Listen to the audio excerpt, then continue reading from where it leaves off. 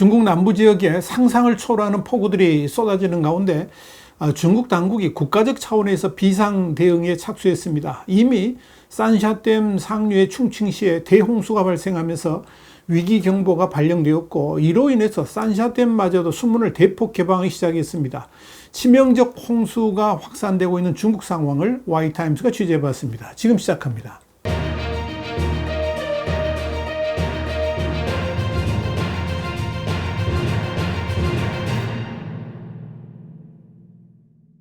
중국 중앙TV, 그러니까 CCTV는 17일 수자원보에 따르면 16일 8시 기준으로 안후이성, 후베이성, 허난성, 장수성, 절강성, 장시성, 윈난성, 신장성, 길림성, 흑룡강성 등 지역에 75개 하천이 비상 상황에 돌입했다 그러면서 이 중 일부는 이미 위험 수위를 넘어서 최악의 상황으로 흐르고 있다, 이렇게 보도를 했습니다. 중국 국가홍수예방가뭄대응총지휘부 판공실과 응급관리부는 수리부, 그러니까 수자원부와 기상부 등과 함께 홍수 대응을 위한 특별팀을 조직했습니다. 최근 합동회의를 실시한 이들은 7월 16일부터 8월 15일까지를 홍수 대응 특별기간으로 설정하고 상시 모니터링과 순찰 등을 통해서 피해 최소화에 만전을 기하기로 했습니다. CCTV는 7월 하순에 접어들었다는 것은 올해 홍수 예방이 가장 중요한 시기가 됐다는 것을 의미한다 그러면서 홍수 통제를 위한 시스템을 완전히 가동하고 있다, 이렇게 전했습니다. 특히 최근 중국 남부 지역에 내린 폭우로 허난성 둥팅호의 제방이 무너지는 등 피해가 발생한 바 있어서 당국은 긴장도를 높이고 있습니다. 로이터 통신에 따르면 중국 허난성의 작은 마을인 다펑잉에서는 15일 오전 8시 기준 24시간 동안에 606.7mm의 기록적인 강우량을 기록했습니다. 다펑잉의 연평균 강우량 800mm에 육박하는 수준입니다. 이에 대해 로이터 통신은 4월부터 6월까지 중국 남부 지역에 기록적인 폭우를 퍼부은 장마전선이 여름이 다가오면서 북쪽으로 이동한 영향이다, 이렇게 설명을 했습니다. 허난성 중부 당국이 다펑잉 지역에 가장 강력한 홍수 통제 조치를 취한 데 이어서 베이징에서도 이날 뇌우와 홍수의 정기경보를 발령한 후에 교외 지역을 오가는 수많은 열차 노선을 일시적으로 폐쇄했습니다. 아울러 후베이성, 후난성, 장시성 등 양쯔강 중하류 일대에서도 당국이 댐 수위를 모니터링하면서 홍수 통제 압력을 낮추고 있다라고 로이터는 전했습니다. 홍콩의 사우스차이나 모닝포스트도 이날 중국이 최대 우기를 맞아서 심각한 홍수 위험이 높아지면서 15개 성에 전면 비상경보를 발령했다 그러면서 남부지방을 강타한 치명적인 폭우가 북쪽으로 이동해 가뭄을 겪었던 중부 허난성과 북부 후베이성까지 영향을 미치고 있다, 이렇게 전했습니다. 이렇게 중국 전역 곳곳의 하천 수위가 높아지면서 피해도 속출하고 있습니다. CCTV에 따르면 수저우시는 4단계 경보 시스템에서 가장 심각한 수준인 붉은색 폭우 경보를 발령했고, 그날 최대 150mm의 비가 기록됐습니다. 또한 안후이, 후베이, 장수, 쓰촨, 충칭 등 16개 하천이 일부 범람했습니다.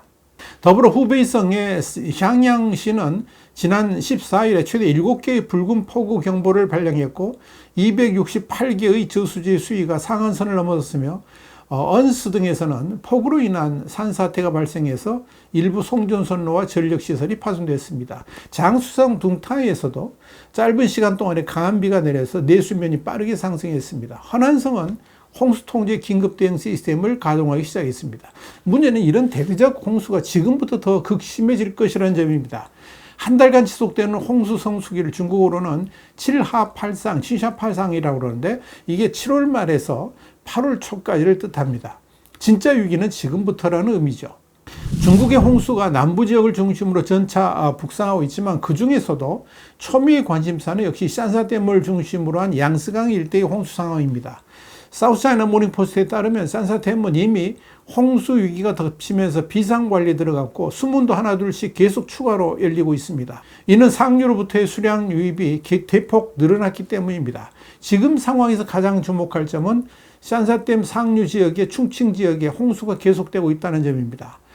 충칭의 니안장현에서는 지난 10일 하루만 해도 단일 일 최고치인 269.2mm에 달하면서 4만 명 이상이 피해를 입었습니다. 또 충칭 기차역도 운행이 중단되었고 인근의 고속도로도 무너져서 교통이 중단됐습니다. 문제는 이 산샤댐 상류에 위치한 충칭 홍수가 산샤댐의 수위에 곧바로 영향을 미친다는 점입니다. 산샤댐은 17일 장강수리위원회가 발표한 자료에 따르면 현재 유입량은 초당 38,000 입방미터, 유출량은 초당 43,000 입방미터이고 수위는 근래 들어서 가장 높은 165.17m를 기록하고 있습니다. 12일만 해도 수위가 161m였는데 불과 4일 만에 4m 이상 높아진 셈입니다. 특히 산샤댐의 수위를 보호하기 위해서 현재 초당 4만 입방미터 이상의 물을 계속 방류하고 있기 때문에 이 양스강 하류에서의 홍수 피해는 더욱 심각해질 것으로 예상됩니다. 이에 따라서 지난 10일만 해도 수문 1개를 열면서 방류를 시작했지만 15일에는 9개의 수문을 열어서 물을 방류하고 있습니다. 더더욱 위기감이 고조되는 것은 이 양스강 상류 지역에서의 폭우가 그칠 기미를 보이지 않는다는 점입니다. 이는 곧바로 산샤댐의 수위에 영향을 미치게 되고 그렇게 되면 방류량도 늘어날 수밖에 없어서 하류의 위기는 더욱 고조될 것으로 예상됩니다. CCTV에 따르면 수리위원회가 현재 상황에서 매일 산샤댐의 유출량을 늘려갈 수밖에 없다는 결정을 내렸다는 겁니다. 수리위원회는 미래의 홍수 상황이 매우 불확실하다고 밝혔고 이 산샤댐의 홍수 수위가 증가하면 양스강 하류의 수위도 상승할 것이라고 밝혔습니다. 이에 따라서 수자원부는 이번 주에 양스강이 지금까지하고는 다른 심각한 홍수 경험을 맞이할 수도 있다, 이렇게 경고하고 있습니다.